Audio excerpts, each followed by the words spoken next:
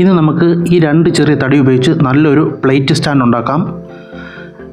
ഈ കമ്പിൻ്റെ ഈ ഭാഗം ഞാൻ ഇതേപോലെ ഒന്ന് കട്ട് ചെയ്ത് മാറ്റിയിട്ടുണ്ട്. ഇടഭാഗം ഇതേപോലെ ഒന്ന് കട്ട് ചെയ്തെടുത്തിട്ടുണ്ട്. ഇത് ഇതേപോലെ ഒന്ന് ജോയിൻറ്റ് ചെയ്തെടുക്കാം, ഈ കാണുന്ന രീതിയിൽ. ഇനി നമുക്ക് പശ ഉപയോഗിച്ച് നല്ലപോലെ ആ ഭാഗം ഒന്ന് ഒട്ടിച്ചെടുക്കാം.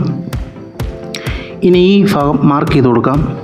ഇതേപോലെ ഈ ഒരു സൈഡും പിന്നെ ഈ ഒരു ഭാഗവും മാർക്ക് ചെയ്ത് കൊടുക്കാം. ഇനി ആ ഭാഗത്തെല്ലാം നമുക്ക് ഓരോ ഹോൾ ഇട്ട് കൊടുക്കണം. ഞാൻ കത്രിക ഉപയോഗിച്ചാണ് ഹോൾ ഇടുന്നത്. നമ്മുടെ ഡ്രില്ലിംഗ് മെഷീൻ ഇല്ലാത്തതുകൊണ്ട് കത്രിക വെച്ചാണ് ഹോൾ ഇട്ടത്. ഇതേപോലെ തന്നെ ബാക്കിയുള്ള സ്ഥലത്തും നമുക്ക് ഹോൾ ഇട്ടെടുക്കാം. ഇപ്പോൾ 3 സ്ഥലത്തും നമ്മളിതുപോലെ ഹോൾ ഇട്ടെടുത്തിട്ടുണ്ട്. ഇനി ഇതേപോലത്തെ വലിയൊരു കമ്പും 2 ചെറിയ കമ്പും ഞാൻ എടുത്തിട്ടുണ്ട്.